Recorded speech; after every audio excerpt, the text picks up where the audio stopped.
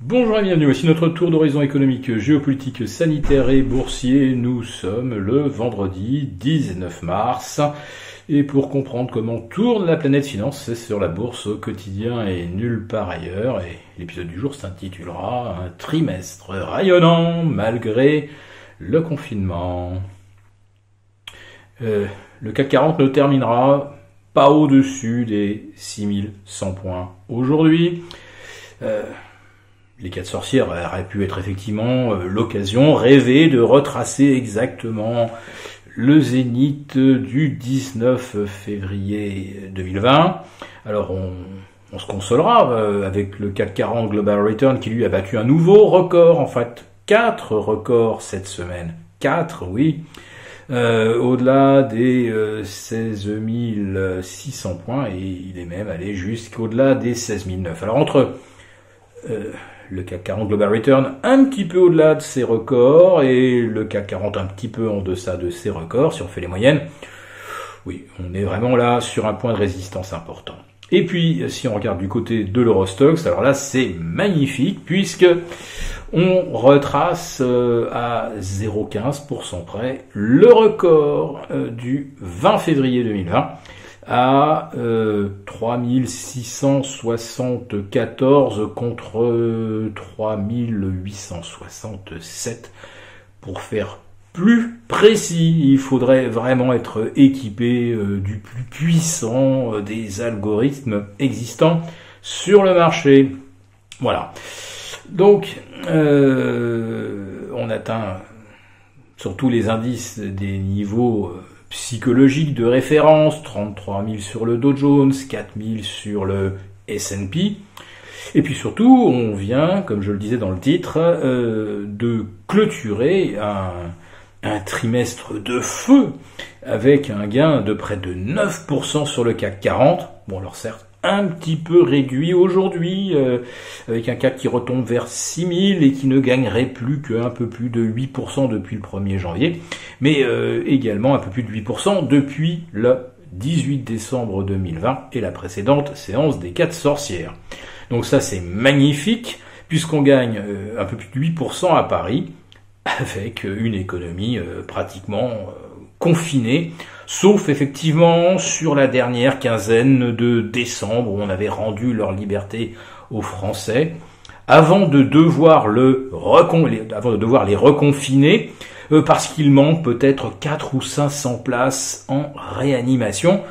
Si on les avait eues, le système de santé aurait pu absorber les personnes en difficulté respiratoire, mais voilà, on ne sait pas ce qui s'est passé depuis un an, mais on aurait perdu 800 lits, et puis voilà que il faut absolument empêcher que l'hôpital soit engorgé. Et donc rebelote, on se trouve reconfiné, alors que tous les autres pays font l'inverse. On se reconfine d'ailleurs sans horizon véritablement d'un retour à la normale, dont on comprend que de toute façon il sera très lent, puisque ça a été le cas en Allemagne, où il commence juste, et où le retour à la normale c'est plutôt pour le mois de mai. Donc nous, si on commence à déconfiner avec 6 semaines, voire 2 mois de retard sur l'Angleterre et sur l'Allemagne, ça veut dire qu'on n'en est pas sorti avant le mois de juin.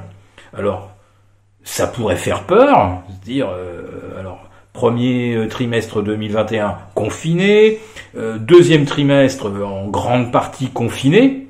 Bah finalement, regardez, le quatrième trimestre 2020 s'est excellemment bien déroulé, en tout cas pour la bourse. Et pourquoi en irait-il différemment, puisque les valeurs du CAC 40 finalement, l'Île-de-France, les Hauts-de-France, tout ça, le CAC 40 est très au-delà de nos frontières, et si la croissance mondiale s'accélère, théoriquement, les actions françaises, notamment le luxe, peut-être même le secteur aérien pourrait en profiter. Bon, le secteur aérien, je dis ça avec un petit sourire parce que on n'est pas prêt de voir Air France commander un Airbus si déjà on ne va pas voler pendant les 3 prochains mois. Mais bon, en Chine, ça vole, aux États-Unis, ça revole. En Asie, ça vole à peu près normalement. Donc, soyons quand même pas trop pessimistes pour Airbus, Safran, etc. Voilà. C'est un secteur qui a quand même déjà bien rebondi et je ne suis pas sûr qu'il y ait un potentiel fantastique, mais si jamais les marchés veulent continuer de monter à partir de maintenant, il faudra probablement aller chercher à nouveau du côté du secteur aérien, du secteur bancaire, avec des taux qui se détournent un petit peu aujourd'hui, mais enfin, on est quand même au-delà des 1,70 sur le 10 ans américain et on n'est quand même pas très très loin de repasser positif sur les OAT. Donc tout ça devrait aussi être favorable au secteur bancaire. Donc je n'annonce pas que après cette séance des 4 sorcières décevante, c'est un mauvais présage pour le début du terme d'avril, oui déjà, le terme d'avril, qui sera donc lui intégralement placé sous le signe du confinement en France.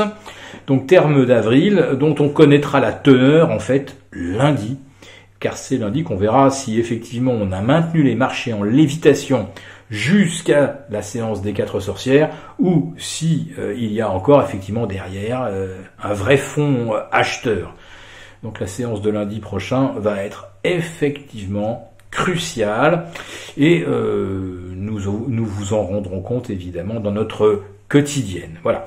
Alors je vous souhaite un très bon week-end, y compris à ceux qui sont aujourd'hui confinés, incarcérés, alors jusqu'à 19h maintenant c'est vrai. Mais je pense pas que les semaines qui viennent vont être, on va dire, une folle ambiance pour le marché parisien.